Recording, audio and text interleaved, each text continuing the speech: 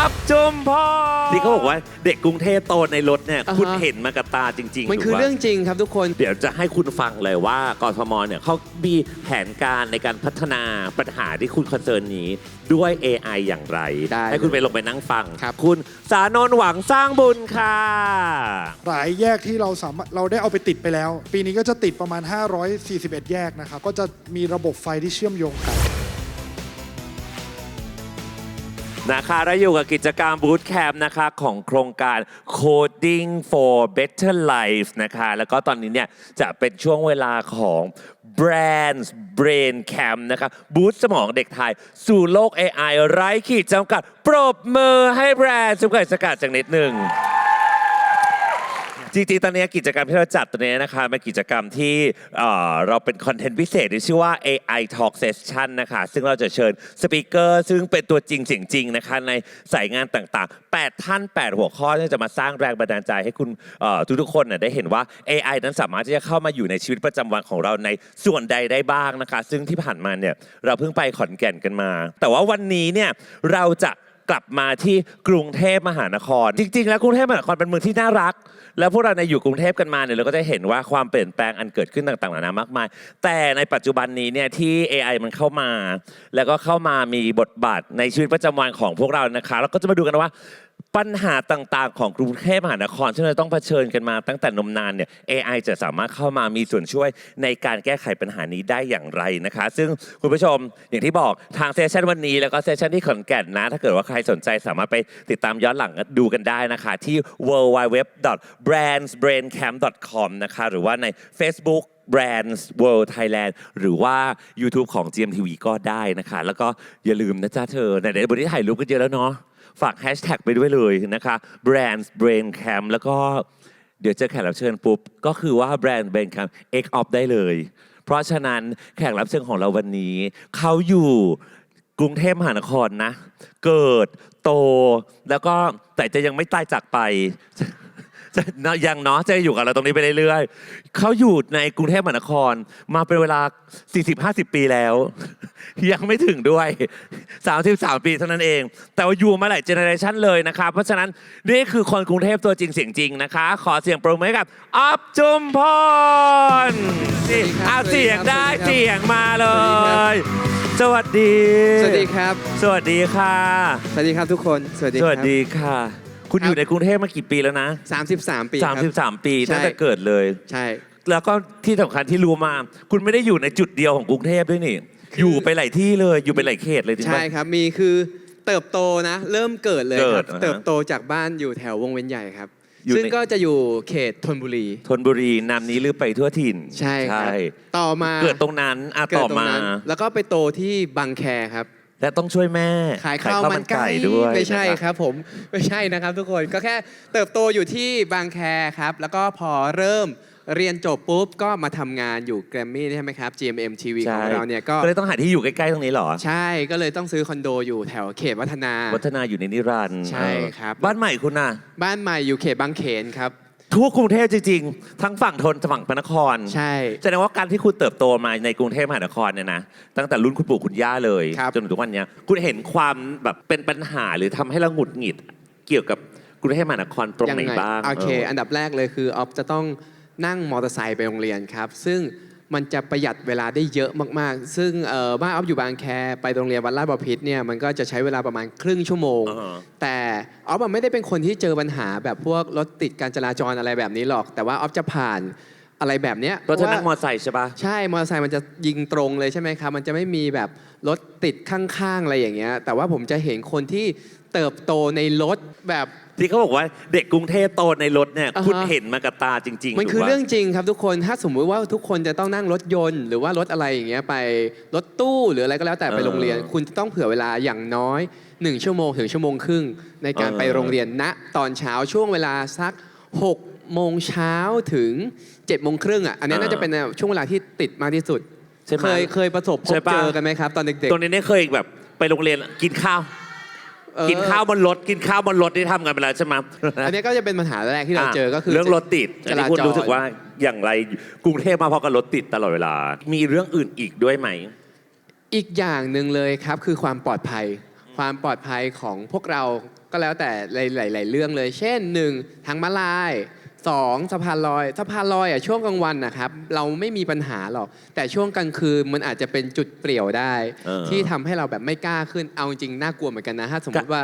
ถ้ามันมีแบบโครงเหล็กที่แบบครอบทั้งหมดอ่ะมันจะทำให้เราเฮ้ยแล้วจะมีใครอยู่ฝั่งนู้นไหมอ่ะแล้วใครจะอยู่ข้างบนไหมอ่ะ เนาะมัน อะไร กลายเป็นความไอโรนิกเนาะว่าสะพานลอยซึ่งมันควรจะเป็นสำหรับความปลอดภัย ใช่ มันกลายเป็นจุดที่แบบว่า เปลี่ยว ล่อแหล ซะ ม งั้น เออ และนอกจากสะพานลอยอ่ะเคยไปทางลอดใต้ดินไหมครับมันก็จะมีแบบเป็นทางลอดที่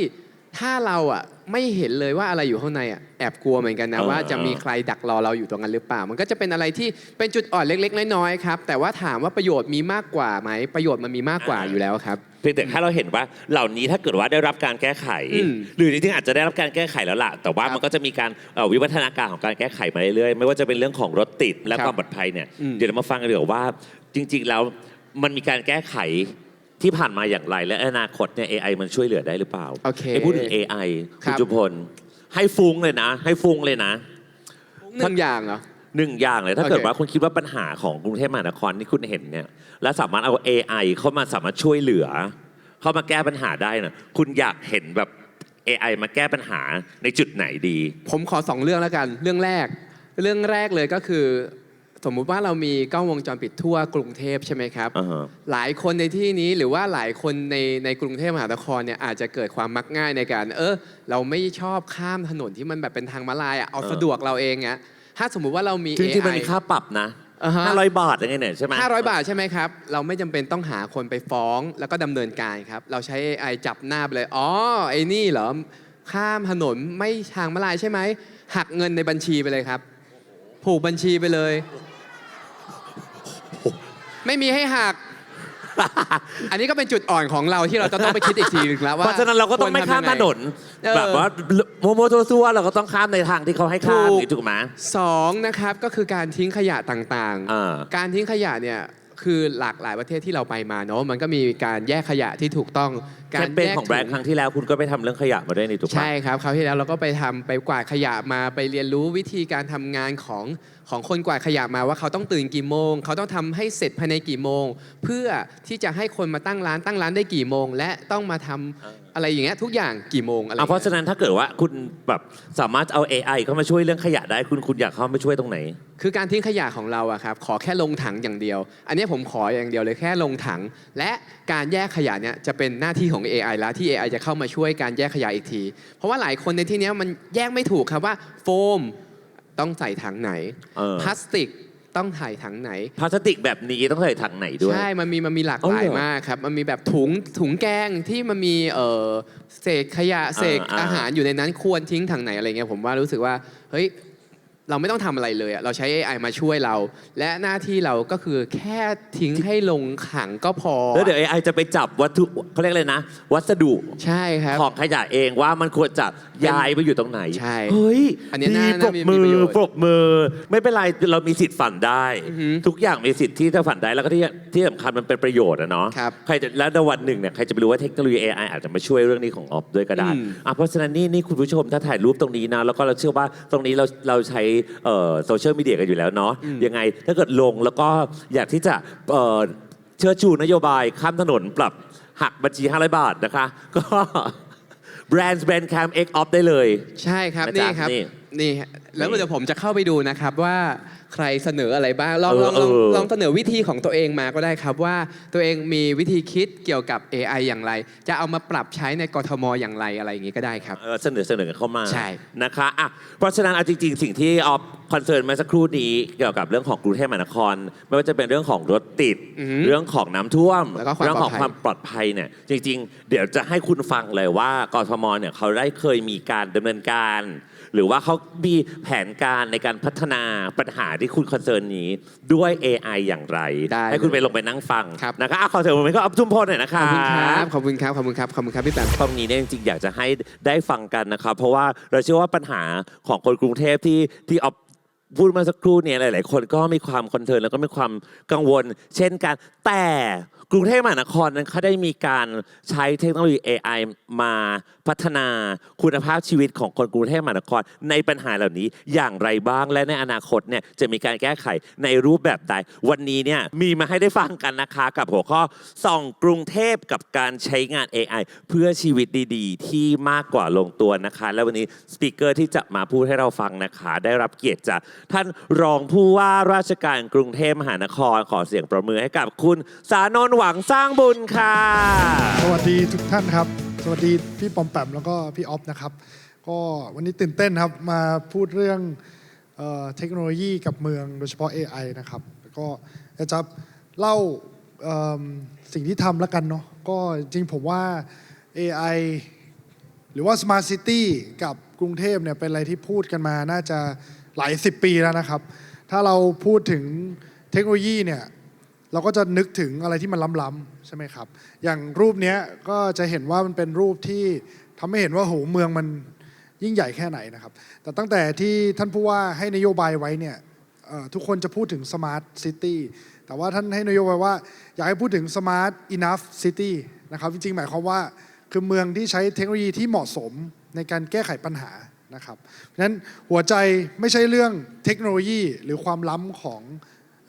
AI หรืออะไรต่างๆแต่ว่าหัวใจจริงๆเนี่ยคือการเข้าใจปัญหาของพี่น้องประชาชนก่อนนะครับปัญหาของพี่น้องประชาชนคืออะไรเราก็สามารถที่จะประยุกต์เทคโนโลยีมาใช้เพื่อแก้ปัญหาสิ่งนั้นได้นะครับผมว่าอันนี้แหละคือหัวใจปกติเราจะคิดว่าเทคโนโลยีล้ำๆเอาไปใช้อะไรได้บ้างแต่เปลี่ยนใหม่ปัญหาของประชาชนมีอะไรเราจะเอาเทคโนโลยีไปแก้ไขได้อย่างไรอันนี้เป็นวิธีคิดที่เหมือนจะเปลี่ยนนิดเดียวแต่มันเปลี่ยนทุกเรื่องไปเลยนะครับผมก็อาจจะพอพูดถึงปัญหาของประชาชนอาจจะลองนึกภาพนะครับว่ามีอะไรบ้างพอเราไปดูมาเนี่ยมันก็จะมีหลายๆเรื่องไม่ว่าจะเป็นเรื่องของรถติดเมื่อกี้คุณออฟพูดไปแล้วนะครับรถติดมากนะครับมีเรื่องของน้ำท่วมใช่ไหมครับปัญหาขยะนะครับมีเรื่องของการศึกษามีเรื่องของการเดินทางต่างๆซึ่งผมคิดว่านี่คือหัวใจของการบริหารจัดการเมืองเลยล่ะวันนี้ก็ขออนุญาตจะมาเล่าสัก4ตัวอย่างนะครับว่าจะมีตัวอย่างอะไรบ้างนะครับเราน่าจะเห็นปัญหาในช่วงเทศกาลนะครับกรุงเทพมีหลายเทศกาลมากมีทุกเดือนเลยนะครับแล้วก็เป็นปัญหาที่มีคนเข้ามาใช้พื้นที่เยอะถ้าใครไปเล่นสงกรานต์ทุกคนน่าจะนึกถึง2ที่ใหญ่ๆนั่นก็คือที่ข้าวสารกับที่สีลมใช่ไหมครับจริง2ที่นี้เป็นที่ที่คนเยอะมากอย่างที่ข้าวสารเนี่ยวันหนึ่งเนี่ยเกิน 200,000 คนต่อวันนะครับเราจะบริหารจัดการเมืองอย่างไรให้ทุกคนปลอดภัยนะครับสิ่งที่เรามีอยู่แล้วก็คือกล้อง CCTV ครับแต่ CCTV ลำพังเนี่ยไม่สามารถที่จะดูแลพี่น้องประชาชนได้เนาะเราเอามาบริหารจัดการกับความหนาแน่นในเมืองนะครับถ้ายังดูอย่างรูปเนี่ยเราจะเห็นว่ามันมีกล้องที่จับภาพว่าคนโฟลว์เข้าเท่าไหร่นะครับในขณะที่คนโฟลว์เข้านั่นเองเนี่ยเราจะเห็นว่ามีตัว AI ที่คอยนับจำนวนหัวของคนนะครับพอเกินโฟลว์เนี่ยเราก็จะปิดปากทางเข้าหมายความว่าคนจะไม่เข้าไปอัดกันอีกเรื่องคือเรื่องของอาชญากรรมนะครับพอคนมาประมาณ 200,000 คนลองนึกภาพว่าเราไม่สามารถคัดกรองคนได้ทันนะครับการถ้าทุกคนนึกถึงข้าวสารจะเห็นเป็นถนนหัวท้ายนะครับแต่ว่าจริงๆมีคนเข้าแล้วออกในเส้นเดียวกันนะครับ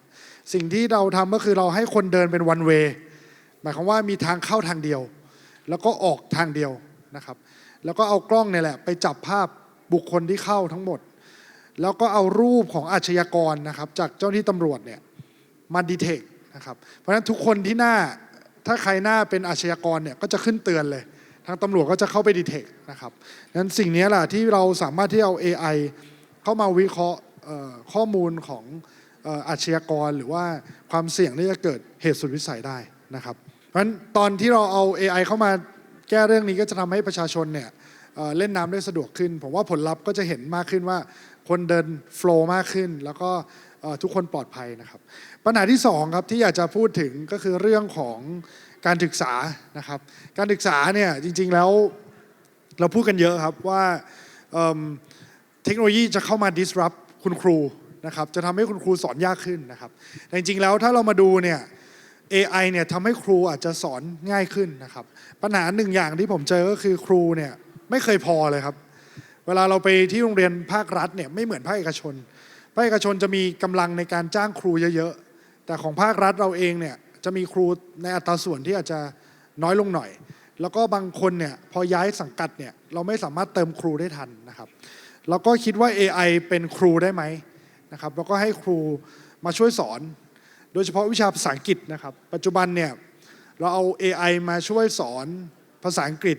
เด็กทุกคนไม่ต้องรอคุณครูเด็กสามารถพูดกับไมโครโฟนนะครับแล้วก็ตัว AI ก็จะเป็นคนตอบสนองพวกเราว่า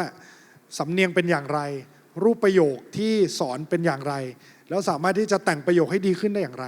จะออกสำเนียงใหม่อย่างไรนะครับปัจจุบันเราทดลองแล้วประมาณ6โรงเรียนในสังกัดกรุงเทพมหานครแล้วก็จะขยายผลต่อไปนะครับฉะนั้นการที่เราเอา AI มาไม่ใช่เพียงแค่สอนเด็กอย่างเดียวก็มาอบรมคุณครูด้วยนะครับแล้วก็ทำให้ครูมีความเข้าใจความเก่งความสามารถทางภาษาอังกฤษที่มากขึ้นนะครับผมว่านี่ก็เป็นอีกปัญหาหนึ่งที่เราเทคโนโลยีเข้ามาช่วยนะครับปัญหาที่3ครับที่อยากจะพูดถึงก็คือเรื่องของการจราจรติดขัดนะครับทุกคนพูดถึงกรุงเทพเรื่องนี้เรื่องแรกเลยนะครับรถติดถ้าเราไปดูว่าทำไมถึงรถติดครับผมอยากพูดถึงปัญหาไฟจราจรนะครับเราใช้วิธีการถ้าทุกท่านเห็นจะมีป้อมตำรวจอยู่ตามสี่แยกใช่ไหมครับเรายังใช้เป็นระบบแมนนวลครับคือใช้วอลระหว่างแยกไปถึงอีกแยกหนึ่งนะครับตำรวจจะต้องวอลบอกว่าปล่อยสัญญาณแล้วก็ส่งกันนะครับเราไม่ได้เอาเทคโนโลยีเข้ามาบูรณาการเท่าไหร่นะครับปัจจุบันเราเปลี่ยนจากแมนนวลแบบนั้นครับเป็นระบบ AI ก็คือดูโฟล์ของความหนาแน่นของรถยนต์นะครับหลายแยกที่เราได้เอาไปติดไปแล้วนะครับไม่ว่าจะเป็นแยกตรงสะพานควายหรือว่าแยกใหญ่ๆหลายๆแยกที่เราติดนะครับปีนี้ก็จะติดประมาณ541แยกนะครับที่จะเอาเรื่อง adaptive signaling เนี่ยเข้าไปตำรวจไม่ต้องวอลบอกกันแล้วนะครับ AI ก็จะคำนวณให้ว่าถ้าปล่อยแยกนี้ไปอีกแยกหนึ่งก็จะต้องปล่อยเหมือนกันนะครับก็จะมีระบบไฟที่เชื่อมโยงกันอันนี้ก็เป็นระบบง่ายๆที่เอามาใช้นะครับอีกเรื่องก็คือไม่ใช่แค่เรื่องไฟแดงตามสี่แยกแต่ว่าเรื่องการจอดริมฟุตบาทหรือริมเลนซ้ายเนี่ยทำให้โฟล์ของรถเนี่ยมันติดขัดมากขึ้นนะครับเราก็เอาเรื่องของกล้อง CCTV ไปตรวจจับนะครับเราตรวจจับและได้ทะเบียนรถมาแล้วนะครับแล้วก็ส่งต่อไปให้เจ้าหน้าที่ตำรวจในการปรับจับแล้วก็ควบคุมนะครับปัจจุบันก็มีหลาย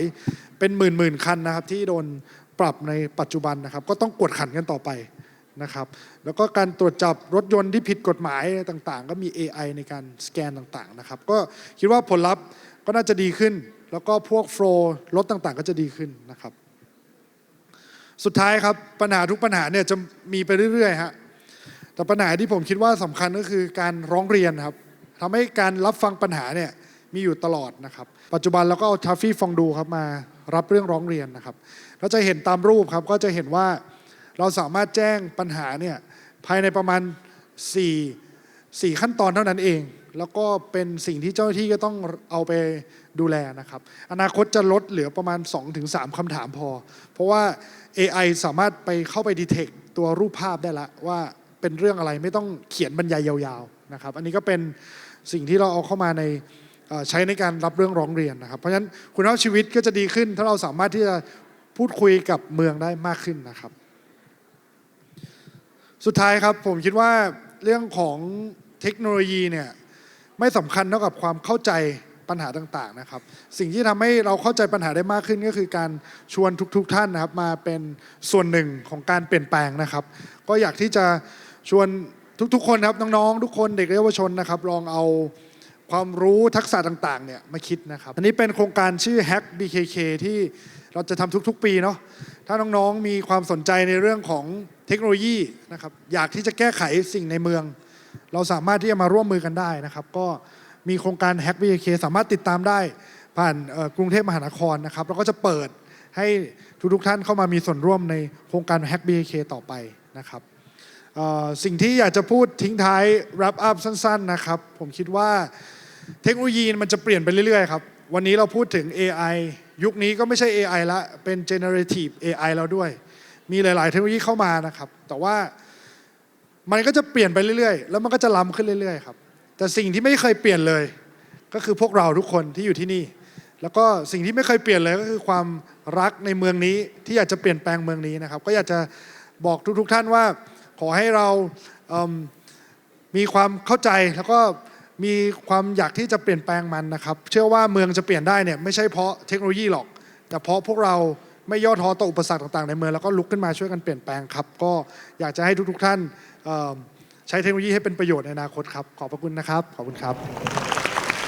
ขอเสียงปรบมือนะคะให้กับท่านรองผู้ว่าราชการกรุงเทพมหานครนะคะท่านสานนท์นะคะอยู่กับเราบนเวทีก่อนนะคะคุณออฟ ครับ ได้ฟังท่านรองพูดเมื่อกี้แล้วคุ ครั ณ บ รู้สึกไงมั่ง จริงๆก็รู้สึกดีกับกรุงเทพมากๆอยู่แล้วนะครับ แค่อยากให้รู้สึกว่าเฮ้ยถ้าเรามีโอกาสได้ไปข้างนอกอะไรเงี้ยแล้วมีโอกาสที่เรานำสิ่งนั้นมาใช้ในกรุงเทพได้ แล้วมันดีขึ้นอ่ะผมก็อยากให้มันแบบเกิดขึ้นในกรุงเทพครับ ทั้งหมดทั้งปวงนั้นไม่ได้เกิดจากว่าแบบเราไม่ได้อยู่กรุงเทพแล้วเบื่อเนาะท่านรองเนาะ แต่มันเกิดเพราะว่าเรารักเมืองหลวงของเรารักบ้าน ใช่ แบบเราก็เกิดที่นี่เราก็อยากให้ตรงนี้มันมีการพัฒนาแล้วก็ตอบสนองแบบการใช้ชีวิตได้มากขึ้น แต่เมื่อกี้ขอถามท่านรองเมื่อสักครู่นี้ก่อนเพราะว่าตอนที่ทิ้งท้ายไว้แล้วก็น่าสนใจมากเลยคือเรื่องของ active citizen ขยายความในนิดนึงได้ไหมคะว่า active citizen ที่ท่านรองพูดถึงเนี่ยคืออะไร คือผมคิดว่าเรื่องเมืองเนี่ยมันไม่มีวันสำเร็จแบบจบ มันจะมีแต่ดีขึ้นเรื่อยๆ แต่ว่าอะไรที่เป็นจุดสำคัญที่ทำให้เมืองทุกเมืองดีขึ้น นั่นก็คือมันมีคนที่อยากที่จะพัฒนามันทุกวันนะครับมันไม่ใช่เพราะว่าเรามีเทคโนโลยีที่ล้ำมันไม่ใช่เพราะว่าเรามีสิ่งอำนวยความสะดวกต่างๆ แต่ว่ามันคือว่ามันมีแรงผลักดันจากประชาชน ครับ ซึ่งอันเนี้ยผมว่าสิ่งที่เรามีมากๆเลยก็คือเรามีคนที่รักเมืองนี้อยู่เยอะมาก เพราะฉะนั้นก็คือว่าโครงการ Active Citizen เนี่ยคือการถ้าผมเข้าใจไม่ผิดก็คือการเอาความทันสมัยในด้านเทคโนโลยีต่างๆนะมาบวกกับเซนส์ของการเป็นเจ้าของพื้นที่ แล้วก็เอามาทำงานร่วมกันถูกต้องไหมฮะท่านรอ ค ง รับก็ปกติก็จะเป็นการเปิดรับสมัครครับ ก็ถ้าใครติดตามที่ Bangkok City Lab นะครับ ก็จะมีการเปิดตลอดเลย อย่างเช่นชวนคนมาดูว่าเขตพระนคร ใครอยากที่จะเอาความรู้ความสามารถมาช่วยกันนะครับ แล้วเราก็มี Open Data ให้ อย่างเช่นมีเรื่องของการจัดการขยะให้ว่ารถเก็บขยะจะมาเท่าไหรอะไรอย่างเงี้ย แล้วเราก็เอาข้อมูลเนี้ยมาช่วยกันคิดว่าจะแก้ไขยังไงได้ คือเหมือนกทมจะถอยหลังออกมาให้ข้อมูล แล้วก็ให้คนที่รักในบ้านของเขาเนี่ยมาช่วยกันคิดว่าเฮ้ยฉันจะแก้ยังไงอย่างเงี้ยก็จะมีการเปิดอยู่เรื่อยๆครับ จะได้มีการร่วมมือกันของทุกภาคส่วนเลย อีกหนึ่งข้อท่านรองคะเป็นสิ่งที่น้องๆส่งเข้ามาเป็น Q&A นะคะจากQR code เมื่อสักครู่นี้นะคะถามมาว่าท่านรองคิดเห็นอย่างไรกับนโยบายทิ้งขยะแล้วหักเงินบัญชี 500 บาท ของคุณออฟจุมพล น่า คะ สนใจไหมครับ สำหรับคนที่มีเงินในกระเป๋าก็น่าจะดีนะครับ ครับ แต่ว่าหลายคนก็อาจจะยังมีเงินไม่พอแต่ว่าสิ่งที่กำลังจะผลักดันจะเข้าสภากทมนะก็คือ คนแยกขยะจะได้ส่วนลดนะครับคือหมายความว่าถ้าไม่แยกเนี่ยจะจ่าย 60 บาท ครับ แต่ถ้าแยกเมื่อไหร่นะครับจ่าย 20 บาท รู้เหรอ ก็จะเป็นอีกนโยบายหนึ่งที่จะเข้าสภาคิดว่าก็จะเป็นอินเซนティブคือเราไม่ได้เก็บตังค์500นะฮะ ครับ แต่เราให้จ่ายตังค์น้อยลง อ่า จากเดิมที่ต้องจ่ายเท่าไหร่เนี่ยก็จะให้จ่ายน้อยลง ถ้าสมมติเราแยกขยะครับ อันนี้ดีครับผมรู้สึกว่าเป็นอะไรที่เอามาพัฒนาต่อได้ง่าย ใช่ มาก ใช่ ๆ แล้วก็ปลูกฝังว่าเฮ้ยเราทำแบบเนี้ยเราเสียเวลาตัวเราเอง แต่เราได้จ่ายเงินไปน้อยลงแล้วก็เอาเงินไปทำอย่างอื่นได้มากขึ้น อันนี้เป็นแบบเป็นจุดเริ่มต้นของอะไรหลาย ๆ อย่างที่ดีมากๆครับ นะครับเพื่อกรุงเทพมันเป็นที่รักของเรานะคะ ครับ ท่านรองครับมีคำถามมานะคะจาก Q&A นะคะภาคประชาชนจะมีส่วนช่วยอย่างไรได้บ้างนะภาคประชาชนนะที่จะทำให้กรุงเทพนั้น เป็นเมืองที่มีชีวิตดีๆที่ลงตัวในส่วนของภาคประชาชน ก็คิดว่ามี 2 เรื่องแล้วกันนะครับ เรื่องแรกก็คือจัดการตัวเองก่อนนะเราต้องไม่เป็นภาระให้กับเมืองก่อน หรือว่าเราต้องเป็นทำหน้าที่ของเราให้ดีที่สุดนะครับ เรื่องที่2ครับถ้าเราอยากจะทำมากกว่าตัวเองนะครับ ก็อย่างที่บอกฮะไป follow ที่เพจ Bangkok City Lab ก็ได้ เขาก็จะมีการจัดกิจกรรม Hack BKK ชวนคนมามีส่วนร่วมกับกทมนะครับ แล้วก็อย่างที่ผมบอกเลย ไม่มีใครรู้ปัญหาเท่าพวกเรา เราอยู่ที่บ้านทุกวัน เราเดินออกมาจากปากซอย เรารู้ว่าตรงนี้มีนู่นมีนี่ เราอยากจะแก้แบบนี้แบบนั้นนะครับ โครงการแบบนี้แหละ คือการที่จะชวนเรามาทำนอกมากกว่าตัวเอง แล้วก็มาช่วยกันหาโซลูชันกับเมือง ส่วนเรื่องข้อมูล เรื่องเทคโนโลยีเนี่ย เดี๋ยวเราจะเป็นคนช่วยกันระดมมา เราไม่ต้องเก่งก็ได้ครับ เดี๋ยวมันจะเก่งขึ้นเอง ถ้าเราลุกขึ้นมานะครับ นะคะ เพราะฉะนั้นเริ่มที่ตัวเราก่อน ครับ เริ่มที่บ้านเราก่อน หน่วยที่เล็กที่สุดก่อน ใช่ เดี๋ยวรวมๆมันก็เป็นมัดใหญ่ที่แข็งแรงเลยเอง ใช่ครับผม มีอีกหนึ่งคำถามนะคะจาก Q&A ของเรานะคะท่านรองค่ะ นอกจาก 4 เรื่องที่ท่านรองได้พูดถึงไปเมื่อสักครู่นี้แล้ว ไม่ว่าจะเป็นเรื่องของการจราจรเรื่องของความปลอดภัยการศึกษาแล้วก็การร้องเรียน ในอนาคตเนี่ยทางกทมมีโครงการที่จะใช้ AI หรือเทคโนโลยีอะไรมา เพื่อพัฒนาคุณภาพชีวิตของคนกรุงเทพอีกบ้างคะ จริงเรื่องเทคโนโลยีกับเมืองเนี่ยมันต้องพัฒนาไปเรื่อยๆครับมีเรื่องที่เราคุยกันอยู่ก็จะมีเรื่องของการระบายน้ำ ค่ะ อย่างเช่นว่าปัจจุบันจะเห็นว่ากทมเนี่ยเป็นเมืองที่มีคลองเยอะ อ่ะ แต่ทุกคลองเนี่ยจะมีประตูกั้นน้ำอยู่ เพื่อที่จะระบายไม่ให้น้ำจากแม่น้ำเจ้าพระยาเนี่ยเข้ามา การจะเปิดปิดประตูน้ำเนี่ยยังปัจจุบันก็ยังใช้แมนนวลอยู่บ้าง ระบบมืออยู่เนาะ เราจะทำอย่างไรให้เอาเทคโนโลยีเข้ามาในการดูเซ็นเซอร์วัดระดับน้ำต่างๆ แล้วก็ทำให้มันออโต้มากขึ้นนะครับอีกเรื่องที่อาจจะเข้ามาก็คือเรื่องภัยพิบัติครับ ค่ะ จริงๆแล้วเราสามารถ forecast เรื่องภัยพิบัติได้ก่อนนะครับ AI เนี่ยมีตัวที่พอเราใส่เป็นการ forecast เบื้องต้นได้อย่างเช่นชุมชนเนี่ยเรารู้อยู่แล้วมี 2,000 ชุมชน มีอยู่ประมาณ 260 ชุมชนเนี่ยที่อาจจะอยู่ในพื้นที่ที่เข้าถึงยาก อย่างเช่นที่ชุมชนตรอกโพรที่เยาวราชที่ผ่านมาอย่างเงี้ยถ้าเรารู้แล้วว่ามีจุดไหนที่เป็นพื้นที่อับ เราสามารถ forecast ว่ารถจะต้องวิ่งอย่างไร จะต้องดึงประปาหัวแดงเนี่ยจะต้องมีเครื่องหาบหามอีกเท่าไหร่ แล้วก็จะต้องมีอาสาสมัครเพิ่มขึ้นอีกเท่าไหร่ในการเข้าไปสู่พื้นที่อะไรเงี้ยก็จะสามารถที่เอาเทคโนโลยีเข้ามาทำได้ครับ เพราะฉะนั้นจะเห็นได้ว่าAI เนี่ยจริงๆ ถ้าเกิดว่าเราติดตามทั้งโครงการของเรานะคะเราจะเห็นว่า AI เนี่ยจะเข้าไปอยู่ในทุกๆ เรียกว่าทุกๆ วงการน่ะไม่ว่าจะเป็นเรื่องของอย่างที่บอกว่าเราพูดถึงเรื่องดนตรีเรื่องของเกมเหมือนจะมีเรื่องของวงการสร้างสรรค์ครีเอทีฟในเรื่องของวิทยาศาสตร์ในเรื่องของการแพทย์อะไรแล้วเนี่ย ครับ เราจะเห็นได้ว่า AI เนี่ยตอนนี้ก็เข้ามามีส่วนช่วยอย่างมากในแวดวงหรือเรียกว่าในมิติของการพัฒนาคุณภาพชีวิตเมือง ครับ ซึ่งเท่าที่ฟังมาเมื่อสักครู่เนี่ย AI ของกรุงเทพมหานครในตอนนี้ได้ใช้ประโยชน์ตามในเรื่องของการแก้ไขปัญหาที่มีอยู่นะคะแล้วก็เรียกว่าตอบสนองความต้องการของคนในชุมชน และที่สำคัญก็คือในแง่ของการป้องกัน forecast เพื่อให้การมีชีวิตคุณภาพชีวิตของคนกรุงเทพเนี่ยเป็นไปอย่างปลอดภัย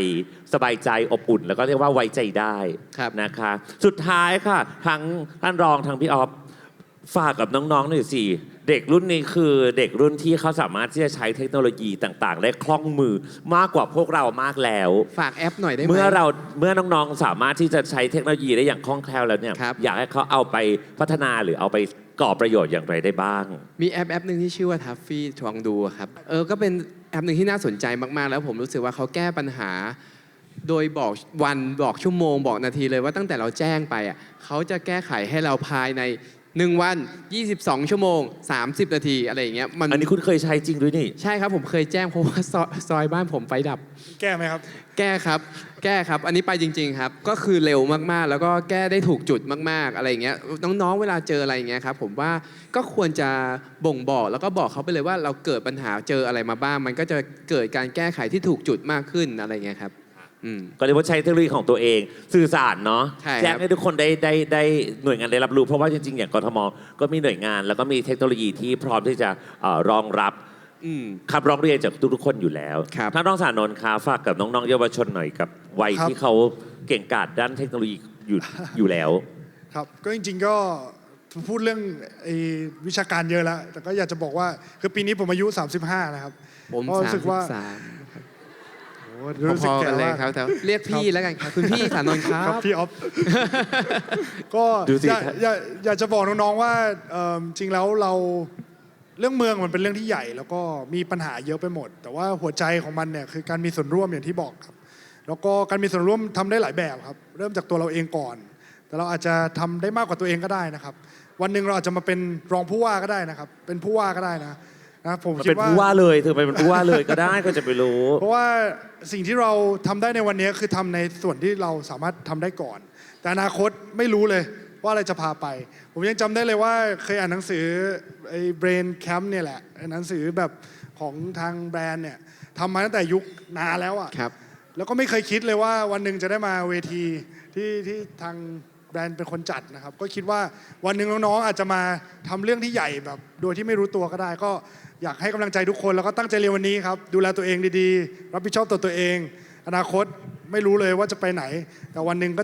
เราก็จะมาช่วยเหลือเรื่องที่เป็นเรื่องของเมืองเรื่องอะไรที่ใหญ่ขึ้นได้ครับ นะคะ ขอบคุณครับ ขอมีความตั้งใจที่ดีแล้วเชื่อว่าทุกคนมีความรักให้กับเมืองหลวงของเราอยู่แล้วนะคะ ตั้งต้นที่ตัวเราแล้วก็ส่งต่อความตั้งใจดีๆด้วยเทคโนโลยีนี้นะคะเพื่อพัฒนาคุณภาพเมืองของเรานะคะโปรโมทให้กับท่านรองสนอยแล้วก็พี่อ๊อฟจุมพลหน่อยนะคะ ขอบคุณครับขอบคุณครับ เนาะคือจริงๆดูแลหน้าที่ดูแลบ้านเมืองมันไม่ใช่ของใครคนใดคนหนึ่ง เริ่มที่ตัวเองครับ เริ่มที่ตัวเองและยิ่งทุกวันนี้เนี่ยเทคโนโลยีมันเข้ามาช่วยทำให้การดูแลบ้านเมืองของเรามันง่ายมากขึ้นนะคะเพราะฉะนั้นก็ถือว่าใช้เทคโนโลยีที่มีอยู่ในเมืองของคุณเนี่ยให้เกิดประโยชน์สูงสุดแล้วกันนะคะ ถือว่าเป็นการอัพเวลการเป็นประชากรคุณภาพได้นะคะด้วยการเพิ่มพูนทักษะความรู้โดยเฉพาะในเรื่องของเทคโนโลยีนะครับเผื่อว่าวันหนึ่งเนี่ยทุกๆคนจะได้เป็นส่วนหนึ่งของการสร้างสรรค์ชีวิตดีๆที่ลงตัวนะคะปรบมือหน่อยหนึ่ง คุณผู้ชมวันนี้เนี่ยถือว่าได้ทั้งสนุกแล้วก็ได้ความรู้และได้อีกมุมมองหนึ่งนะคะของการใช้เทคโนโลยีในการพัฒนาคุณภาพชีวิตเมืองนะคะแต่ว่าจริงๆแล้วคุณผู้ชมสามารถที่จะติดตามได้นะว่า AI Talk Session เนี่ยนะคะกับแคมเปญ Brands Brain Camp บูสต์สมองเด็กไทยสู่โลก AI ไร้ขีดจำกัดเนี่ยยังมีอีก 6 ครั้ง ซึ่งก็จะว่าด้วยเรื่องของวงการที่ AI จะเข้าไปเกี่ยวข้องแล้วก็สร้างความเปลี่ยนแปลง ใครที่สนใจในเรื่องของเทคโนโลยีน้องๆที่สนใจในเรื่องของเทคโนโลยี AI เนี่ยสามารถติดตามกันได้นะคะผ่านทาง www.brandsbraincamp.com นะคะแล้วก็ถ้าใครสนใจอยากจะแชร์ใดๆก็ตามแฮชแท็กกันได้เลย#